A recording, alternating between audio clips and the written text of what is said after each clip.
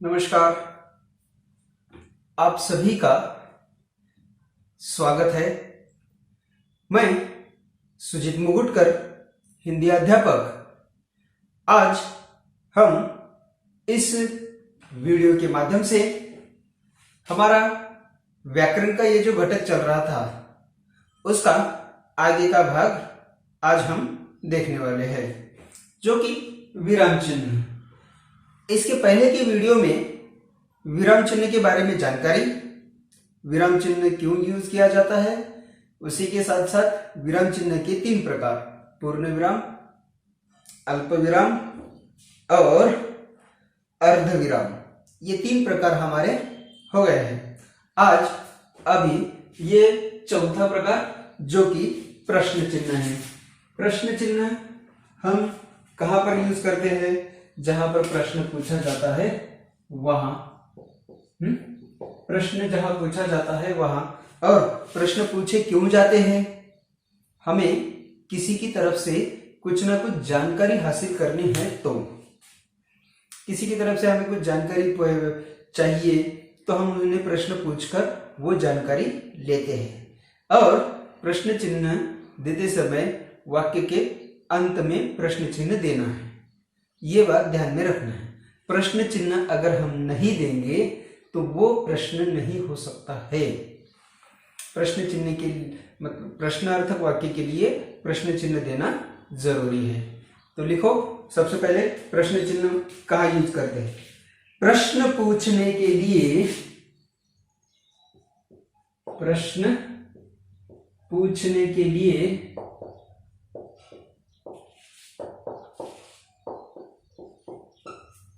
प्रश्न पूछने के लिए जिस चिन्ह का प्रयोग, जिस चिन्ह का प्रयोग, जिस चिन्ह का प्रयोग किया जाता है,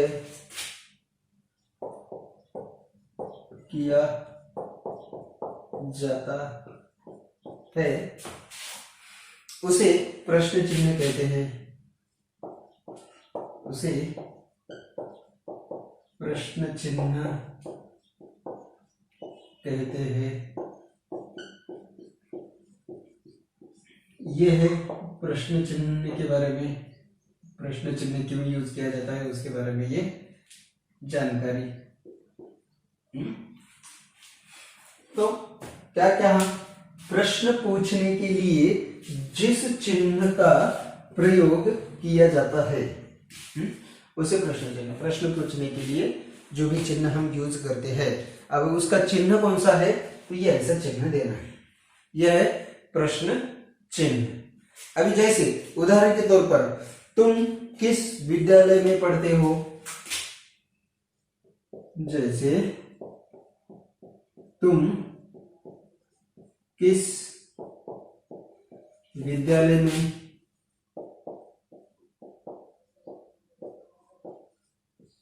पढ़ते हो? यह है प्रश्न। ये क्या है? हमें आगे के जो भी विद्यार्थी है उसकी तरफ से जानकारी हासिल करनी है, इसलिए हमने उसे प्रश्न पूछा। प्रश्न क्या पूछा? तुम किस विद्यालय में पढ़ते हो? और लास्ट में हमने प्रश्न चिन्ह दिया हुआ है। तो ऐसे जहां कहीं भी हम प्रश्न पूछते हैं तो ये प्रश्न पूछने के बाद अंत में प्रश्न चिन्ह देना जरूरी होता है। नेक्स्ट, इसके बाद विस्मयादि बोधक चिन्ह, 5वां प्रकार, विस्मयादि बोधक चिन्ह।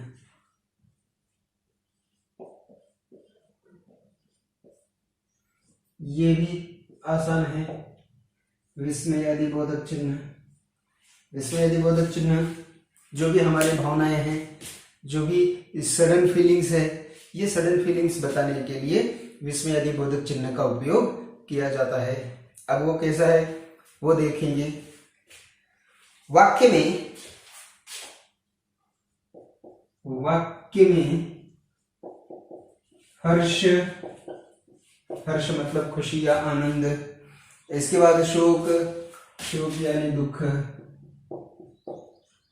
उसके बाद विस्मय इत्यादि व्यक्त करने के लिए, विस्मय इत्यादि व्यक्त करने के लिए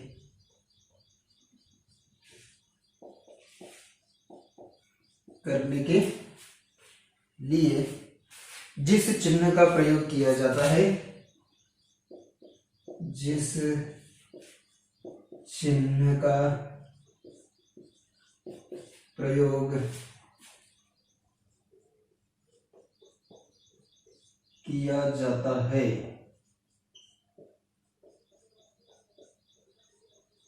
जिस चिन्ह का प्रयोग किया जाता है उसे विस्मयादि बोधक चिन्ह कहते हैं, उसे विस्मयादि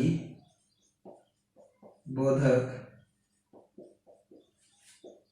चिन्ह कहते हैं।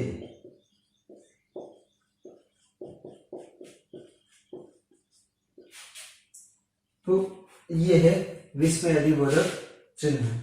विस्मयादि बोधक चिन्ह हर्ष, शोक, विस्मय इत्यादि व्यक्त करने के लिए, ये जो भी हमारी खुशी है, हमारा दुख है या हमारा आश्चर्य जब हम व्यक्त करते हैं तो वो व्यक्त करने के लिए एक शब्द के आगे जो चिन्ह दिया जाता है वो चिन्ह विस्मयादि बोधक चिन्ह कहलाता है। विस्मयादि बोधक चिन्ह ये इस तरह दिया जाता है। अब जैसे उदाहरण के तौर पर आह गाड़ी छूट गई, या दूसरा अगर हम देखेंगे वाह कमाल कर दिया, ये देखो जैसे वाह कमाल कर दिया,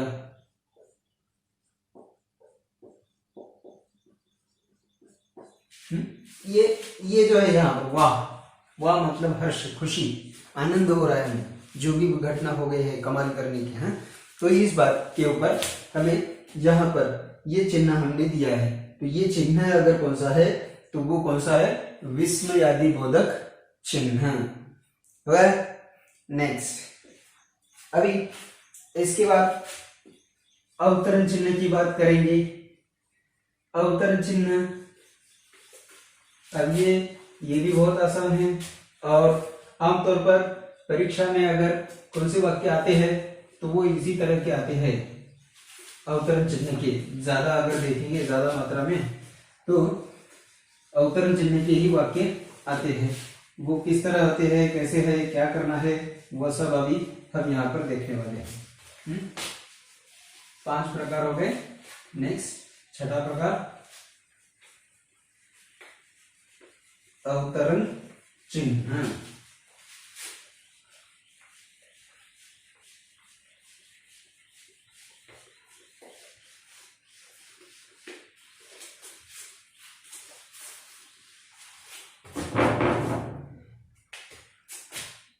ये है साउंड, छठा प्रकार अवतरण,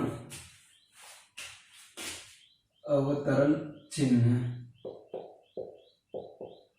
अब इस अवतरण चिन्ह में 2 प्रकार है।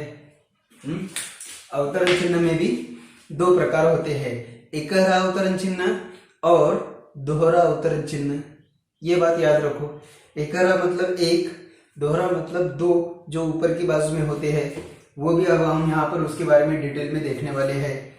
एकहरा चिन्ह कहाँ पर यूज किया जाता है और दोहरा चिन्ह कहाँ पर यूज किया जाता है, वो दोनों अब हम यहाँ पर देखने वाले हैं। तो सबसे पहले अवतरण चिन्ह। अवतरण चिन्ह किसी के कहे वाक्य को, किसी के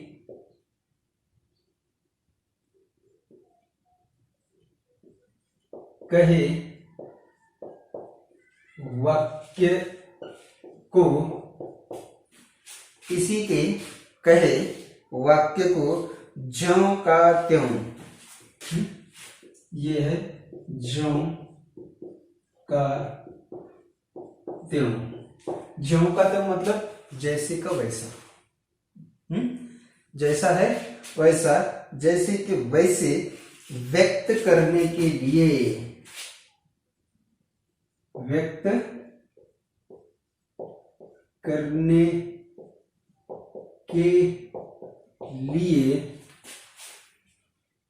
व्यक्त करने के लिए जिस चिन्ह का प्रयोग किया जाता है,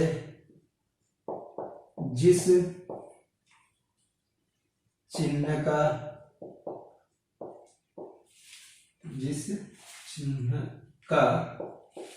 प्रयोग किया जाता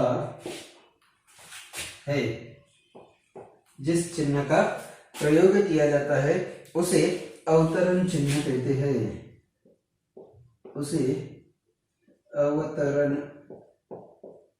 चिन्ह कहते हैं। अब ये है अवतरण चिन्ह। अभी अगर ध्यान से अगर देखेंगे तो ये जो किसी के कहे वाक्य को ज्यों का त्यों व्यक्त करने के लिए, अब ये दोहरे अवतरण चिन्ह में आता है। जैसे कि हमने अंग्रेजी में डायरेक्ट इनडायरेक्ट के वाक्य देखे होंगे या हमने वो पढ़ा होगा। तो डायरेक्ट इनडायरेक्ट के वाक्य, जो डायरेक्ट के वाक्य है जो दोहरे अवतरण चिन्ह में दिए जाते हैं, ऐसे ही वाक्य हिंदी में भी वही किसी के प्रत्यक्ष कहे हुए कथन को जैसे कि वैसे दिखाने के लिए दोहरे अवतरण चिन्ह का उपयोग किया जाता है। तो वो ऐसे है। अभी हम इसके प्रकार देखेंगे। इसके प्रकार, पहले इकहरा अवतरण चिन्ह, इसके प्रकार पहले क्या लेंगे? इकहरा, इकहरा अवतरण चिन्ह। अब ये इकहरा अवतरण चिन्ह कैसे होता है? ये ऐसे ऊपर के बाजू में दिया जाता है। ये है इकहरा अवतरण चिन्ह, सिंगल इन्वर्टेड कॉमा। इसको क्या कहा जाता है? Single inverted comma. अब इसके बारे में जानकारी लेंगे कि सिंगल इन्वर्टेड कॉमा कहां पर यूज किया जाता है। वो देखो, सबसे पहले शीर्षक, पुस्तक, शीर्षक, उसके बाद पुस्तक, शीर्षक, पुस्तक, संस्था का, संस्था का नाम निर्देश करते समय, नाम निर्देश करते समय इकहरा अवतरण चिन्ह का प्रयोग किया जाता है। इकहरा अवतरण चिन्ह का प्रयोग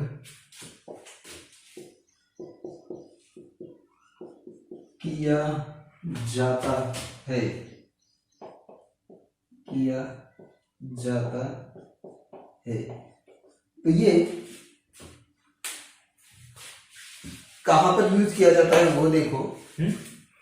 अगर एक आध वाक्य है, हम वाक्य लिखते समय उस वाक्य में किसी एक स्पेसिफिक इंसान का नाम आता है तो वो दर्शाने के लिए इकहरा अवतरण चिन्ह का यूज किया जाता है, उपयोग किया जाता है।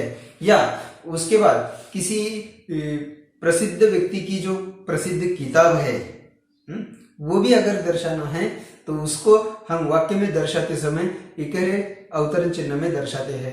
ऐसे बहुत सारे हैं। कोई शीर्षक है, पुस्तक है, संस्था का नाम निर्देश है, वो बताने के लिए। लेकिन ये कहाँ पे आएंगे? वाक्य के बीच में। एक आध वाक्य मैं बता रहा हूं और वाक्य के बीच में इनमें से किसी का भी नाम अगर आता है, नाम निर्देश करने के लिए, तो हम इकहरा अवतरण चिन्ह का उपयोग करते हैं। वो कैसे है, अब यहां पर हम उदाहरण के साथ देखेंगे। जैसे आपने हमारा स्पेसशिप देखा, जैसे आपने हमारा स्पेसशिप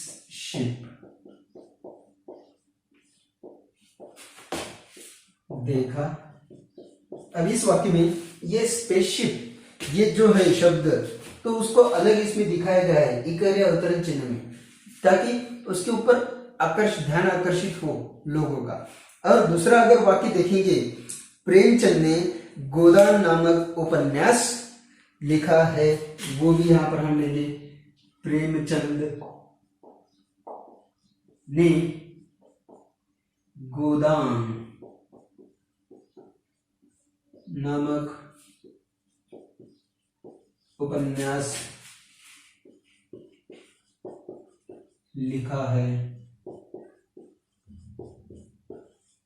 अब ये वाक्य, यहां पर गोदान ये प्रेमचंद जी के उपन्यास का नाम है, जिसको दिखाने के लिए हमने इकार चिन्ह का उपयोग किया हुआ है।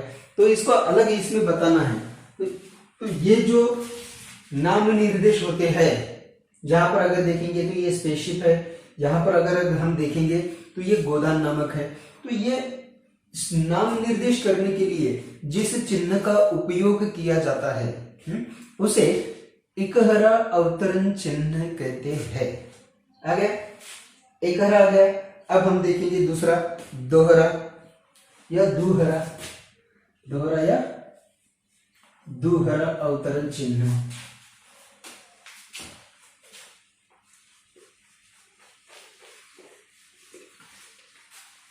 इसको अच्छी तरह से समझ लो, क्योंकि परीक्षा में ज्यादातर यही वाक्य आते हैं, दूहरा या दोहरा। दूहरा अवतरण चिन्ह।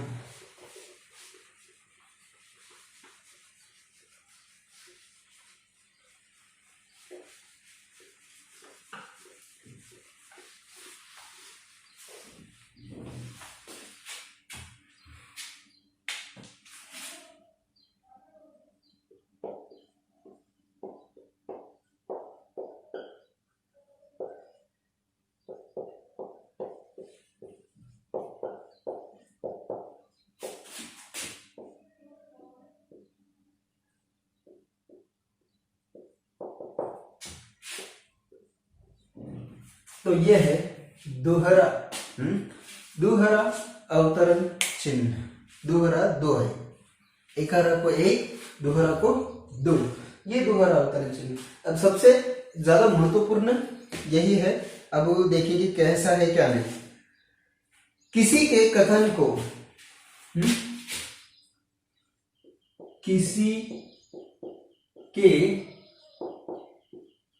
कथन को, किसी के कथन को दिखाने के लिए, दिखाने के लिए दोहरा अवतरण चिन्ह का उपयोग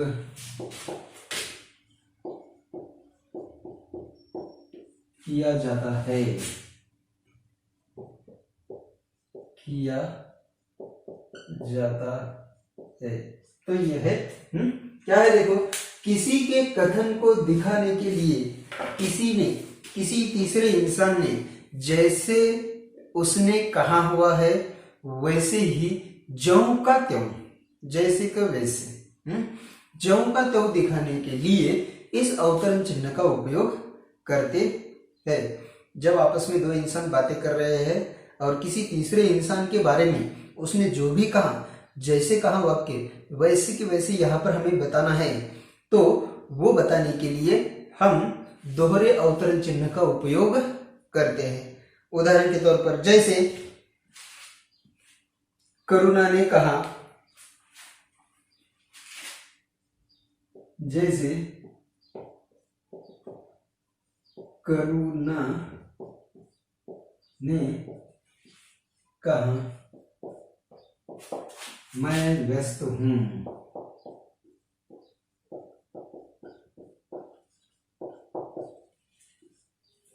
करुणा ने कहा मैं व्यस्त हूं। तो ये वाक्य, अब कोई दो आपस में बात कर रहे हैं करुणा के बारे में। करुणा ने ये जो वाक्य जैसे है वैसे कहा हुआ है। करुणा ने वो कहा था जैसे कि वैसे, तो इसको सेम एज इट इज, जैसा वैसे या ज्यों का त्यों हम बता रहे हैं, तो ये दोहरे अवतरण चिन्ह में वो वाक्य बताया जाता है। अब ये वाक्य बताने के पहले यहां पर हमें कॉमा देना पड़ता है। इसके छोटे छोटे नियम होते हैं, वो भी बातें ठीक से ध्यान में रखना है। जैसे ही कहां ये आता है वहां पर क्या किया जाता है, कॉमा दिया जाता है, और उसके बाद दोहरे अवतरण चिन्ह की शुरुआत, कॉमा के बाद दोहरे अवतरण चिन्ह की शुरुआत, फिर जैसा है वैसा वाक्य कहा, फिर पूर्ण विराम, पूर्ण विराम के बाद दोहरा अवतरण चिन्ह बंद किया जाता है। तो ये बात याद रखना है। लिखते समय क्या करते हैं बच्चे, कभी कभी पहले अवतरण चिन्ह देकर बंद करते हैं और बाद में पूर्ण विराम देते हैं। तो ऐसे नहीं करते हुए पहले पूर्ण विराम देना है, क्योंकि वहां पर वाक्य पहले समाप्त हुआ, फिर दोहरा अवतरण चिन्ह दिया जाता है। तो ये छोटी छोटी बातों को थोड़ा हमें ध्यान में रखना पड़ता है। आ गया समझ में? तो आज हमने 3 प्रकार देखे हुए हैं। पहला प्रश्नार्थक वाक्य या प्रश्नार्थक चिन्ह, दूसरा विस्मयादिबोधक चिन्ह, और ये तीसरा यानी कि छठवां। कुल मिलाकर पहले की वीडियो में 3 देखे, आज की वीडियो में ये 3, और उस 3 में से तीसरा जो है अवतरण चिन्ह के 2 प्रकार हमने यहाँ पर देखे हुए हैं। अब इसके बाद की वीडियो में और जो 3-4 बचे हुए हैं वो लेकर विराम चिन्ह का ये जो घटक यहाँ पर चल रहा है वो समाप्त कर देंगे। तब तक के लिए धन्यवाद। घर पर रहे, सुरक्षित रहे।